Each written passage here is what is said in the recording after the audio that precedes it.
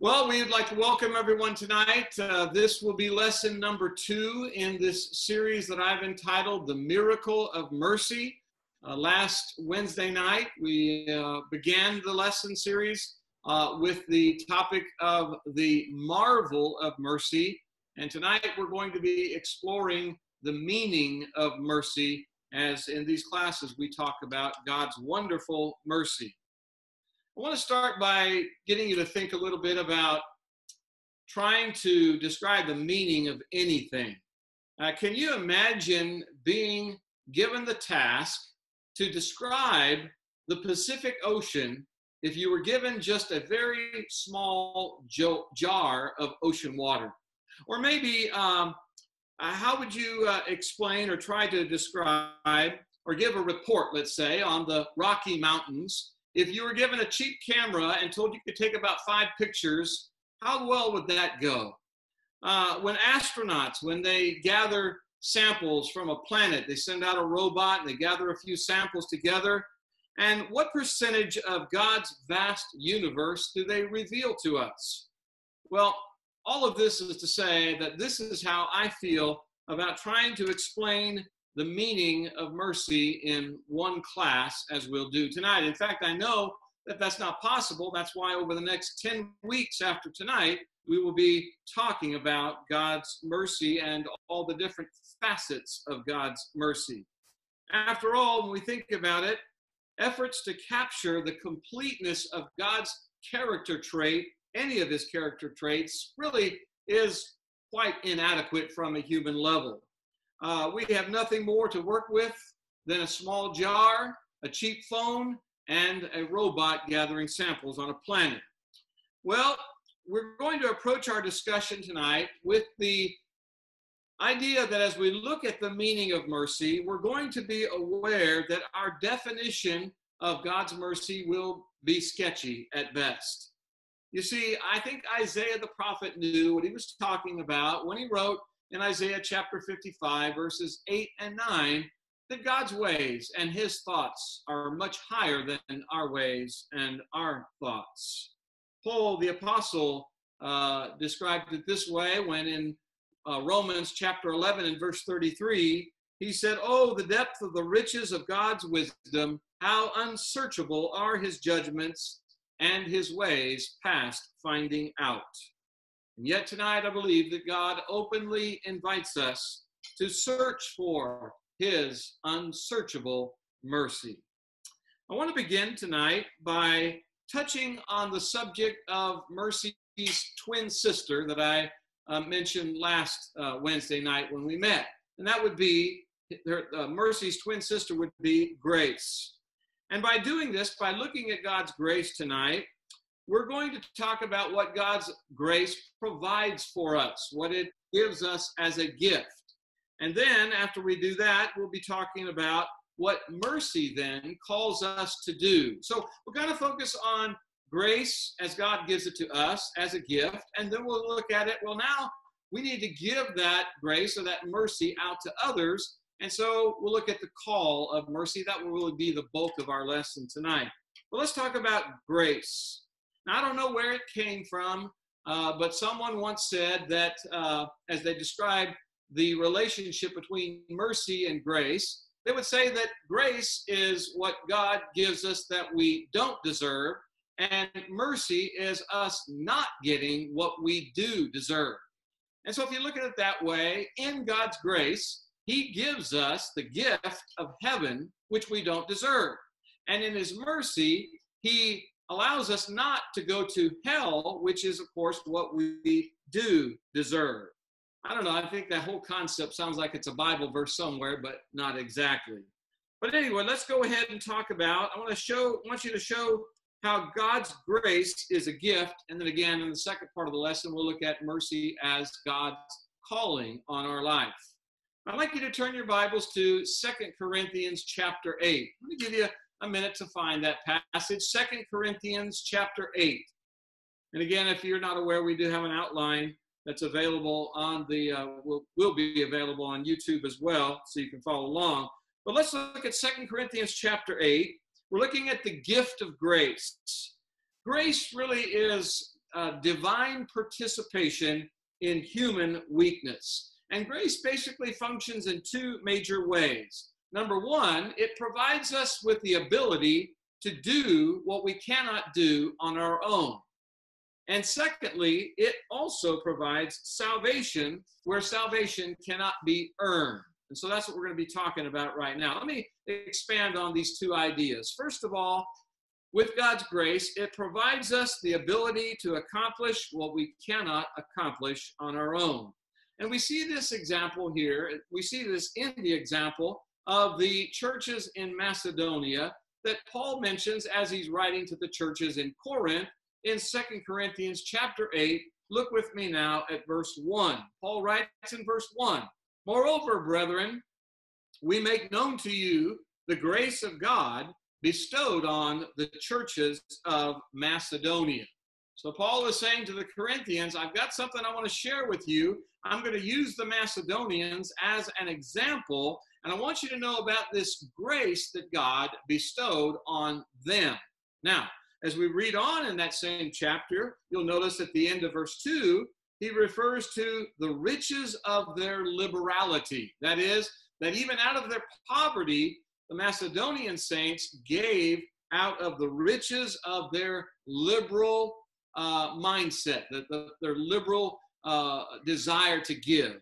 And so he's talking about giving here. And as you go down to verse 4, he talks about the fellowship of the ministering of the saints. And so he's talking about the fact that the Macedonians, through their giving, they were ministering to those, probably the churches in Judea right here, who had need. They were helping the saints by their giving. And then finally in verse 6, I'll read verse 6. This is chapter 8 and verse 6.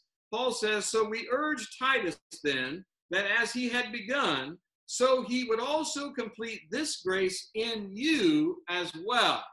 So again, he used the Macedonians as an example of being the conduits of God's grace by giving to others. That was a grace they had. And he says to the churches in Corinth then, I want Titus to complete this grace in you as well. Now you're in chapter 8, 2 Corinthians now. Go to chapter 9. Let's look at chapter 9. 2 Corinthians chapter 9 in verse 8, Paul says this. He says, "And God is able to make all grace abound toward you, that you always, having all sufficiency in all things, may have an abundance for every good work." Well, that good work was them having this grace given to them by God, that then they would be able to give others. It would be a work of their giving that was this kind of grace that Paul is talking about here.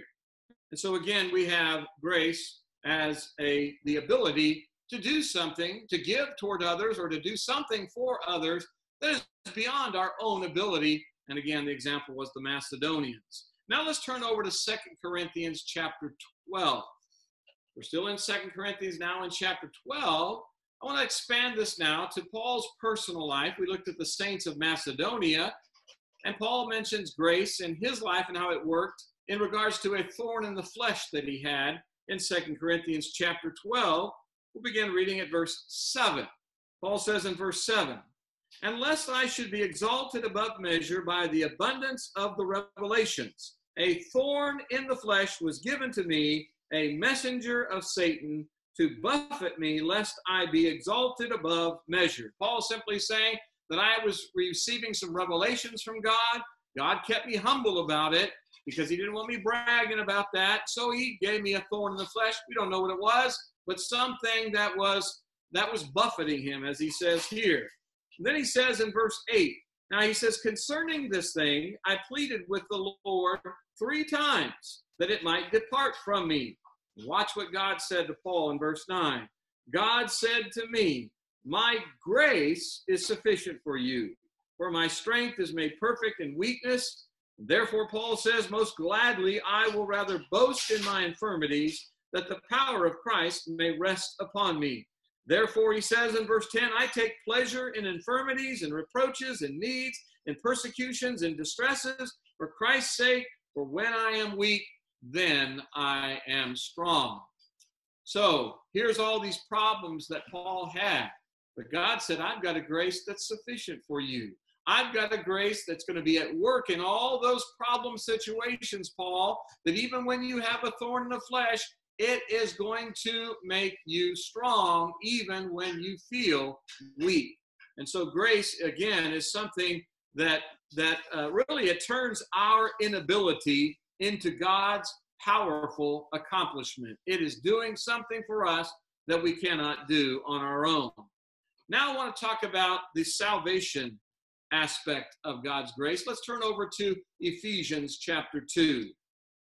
So we've talked about how grace provides the ability to accomplish what we cannot accomplish on our own. Secondly, we'll see now that grace provides salvation for those who are undeserving, which of course is all of us.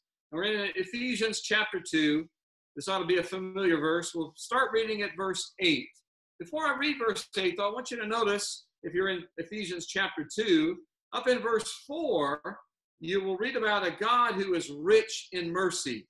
And then in verse 7, he talks about the riches of God's grace. And then he says in verse 8, for by grace you've been saved through faith, and that not of yourselves, it is the gift of God, not of works, lest anyone should boast. So this grace saves us by our faith, through our faith. And he even mentioned how that God, as I said in verse 4, he's rich in mercy. He has the riches of his grace. He has saved us with this grace by our faith. And it's not something that we can brag about, not something we can say we did on our own. Salvation is definitely provided for us, and we did not merit it on our own. And it gives us the power to accomplish things that we cannot accomplish on our own. I just wanted to lay that basic foundation, and now we're going to be talking about mercy. Remember, our lesson tonight is, what is the meaning of mercy? Well, now having received that grace, now flipping to the twin sister mercy, we're going to be talking about the call of mercy. What is mercy's call? Well, mercy really is pretty much grace with a twist. Although mercy is also something that we receive, mercy is more relationship oriented. Grace is a gift given to us from God. Grace empowers us to live for God, but mercy applies to our relationships, primarily, of course, with others. And mercy calls us to bless others in ways that they don't deserve. Remember, we got God's grace. We didn't deserve it. Now he gives us that mercy through his grace, and now we've got to give it to others even when they don't deserve it. Now, mercy has two basic functions we're going to touch on right now. Number one, it's about forgiveness, and number two, it's about love. So we're going to hit on those two things. First of all, mercy calls us to forgive the unforgivable. One monumental aspect of God's mercy is God's willingness to forgive us of a debt that is beyond our ability to pay back or even, of course, to comprehend. This calls us to a mercy in our lives that we give to others that is also going to seem unreasonable. Now, let's go ahead and look at Matthew chapter 18. I'll give you a minute to get there. Matthew chapter 18. This is the story, a parable that Jesus told about the unforgiving servant. And we're familiar with it. But I want to start with a verse that really sets the tone for the parable. And that is a question that Peter has, because in his own personal life, Peter at one point, at least here, he was struggling with his idea of forgiveness and just how much you should forgive someone. So in Matthew chapter 18, in verse 21, it says, Peter came to Jesus and he said, Lord, how often shall my brother sin against me and I forgive him? Up to 7 times? That's a question. He's saying, should I forgive him 7 times? Now, actually, Peter was being a little liberal with forgiveness, because Jews in that day say, 3 strikes and you're out. 3rd time, that's it. So Peter says, well, I'll go 7 times. Should I It be less than 7 times, or maybe even more than 7 times? How many times shall I forgive? And what Peter is saying here is, Lord, let's be reasonable about forgiveness. Well, listen to what Jesus said then in verse 22.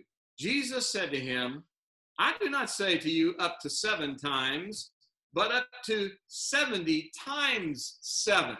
Now, we all know that wasn't to be taken literally, but Peter, is shocked. Not 7, but 70 times 7. That's a lot. Now, in verse 23, Jesus says, here's the parable. Therefore, the kingdom of heaven is like a certain king who wanted to settle accounts with his servants. And when he had begun to settle accounts, that's a key, settle accounts, one was brought to him who owed him 10,000 talents. But as he was not able to pay his master, his master commanded that he be sold with his wife and children, and that all he had, and payment be made. Verse 26. The servant therefore fell down before him, saying, Master, have patience with me, and I will pay you all. And then the master of that servant was moved with compassion, released him, and forgave him the debt.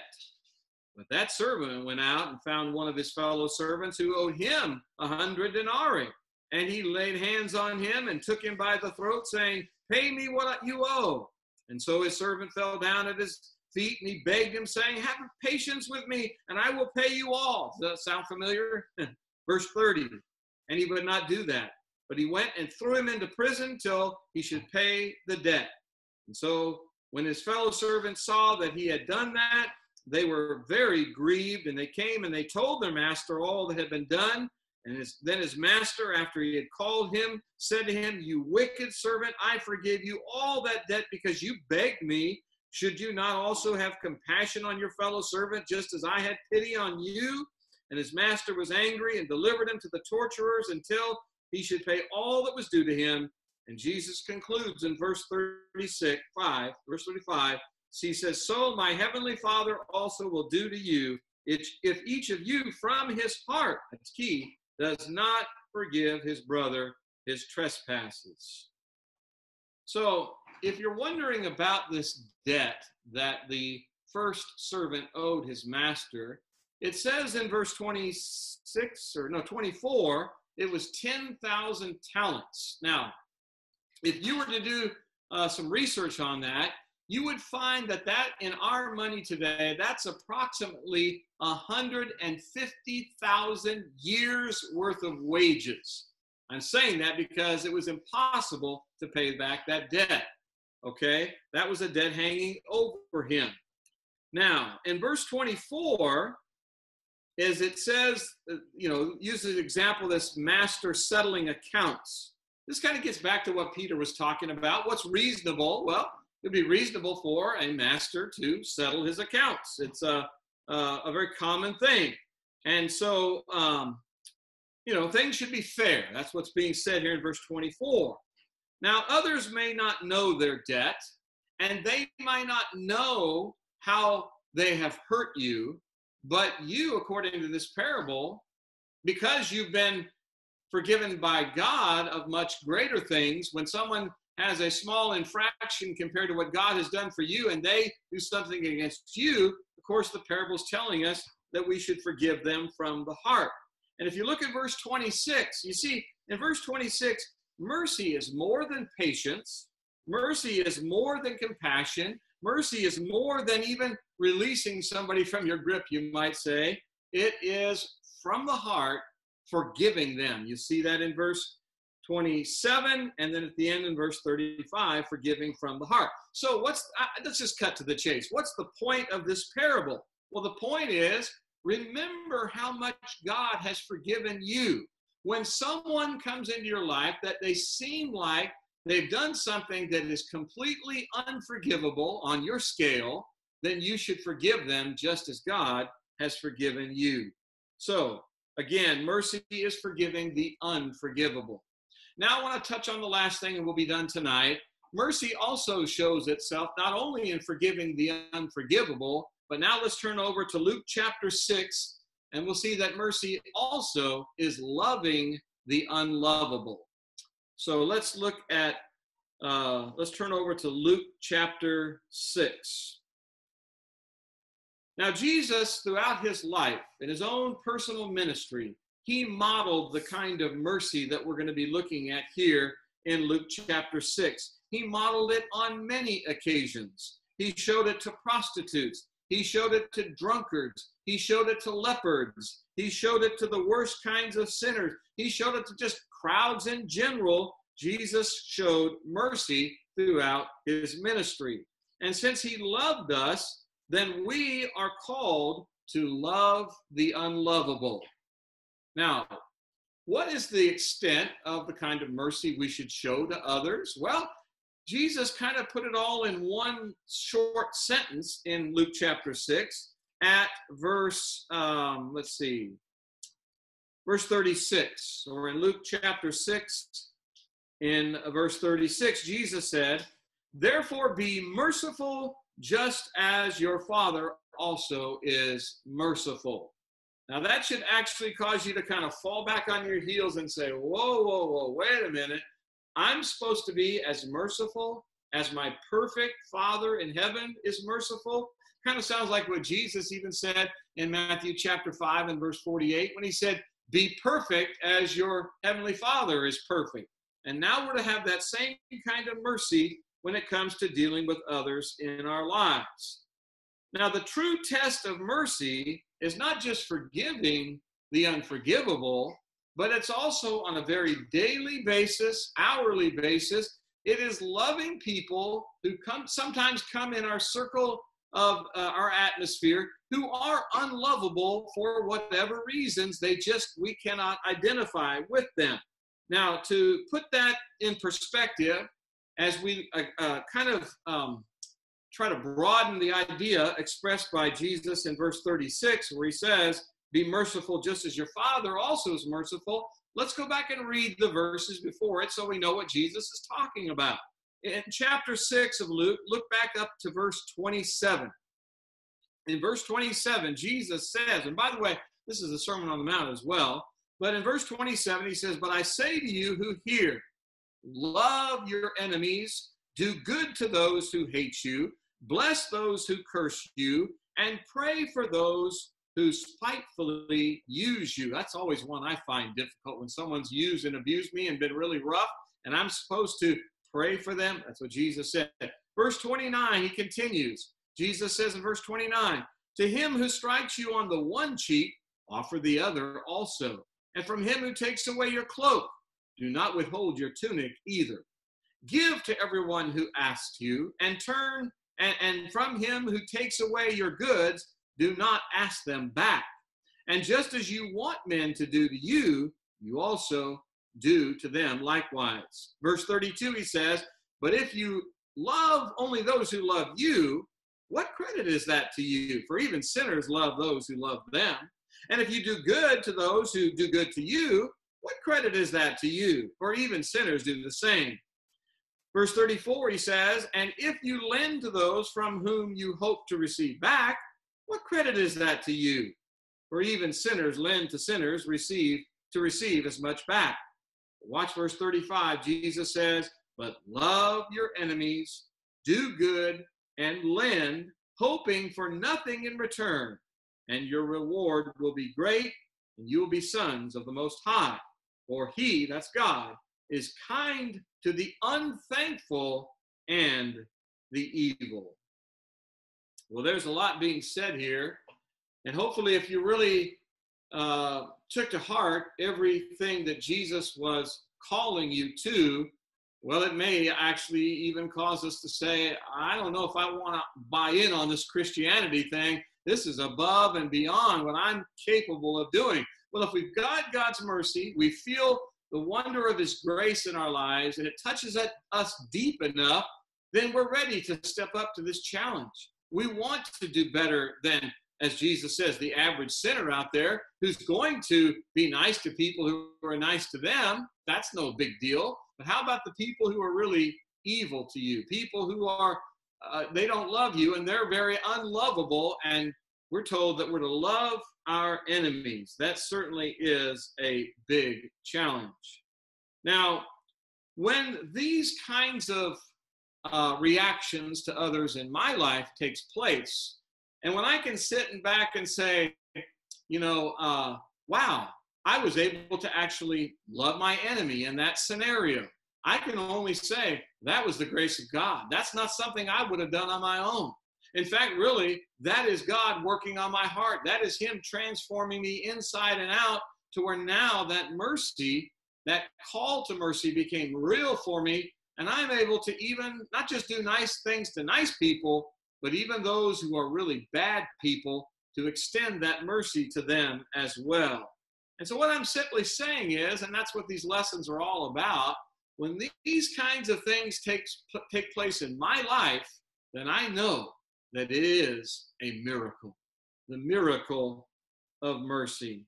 It's a miracle, God's mercy at work in my life. And I can only give Him all the praise and the glory for being a God who would work that way in my life. What I'm looking at here is I look at the words of Jesus and I look at this radical call to be merciful toward others, just as merciful as God has been to me. Mercy, really, to me, is kindness gone crazy. It is overload. It's not something that I could do on my own. It is a radical kind of love. It is a love beyond reason, that I would love others when they instead would hate me. It is really a miracle in our hearts today. And so I really want to talk about that in the coming weeks. Next week, the title of the lesson will be The Mystery of Mercy. And I'm going to be looking at how this mysterious mercy begins to really change us, to mold us, to get us to step outside of what we would normally be, because, well, again, God is working a miracle on our hearts. So I want to thank everybody for joining us tonight, and God bless all of you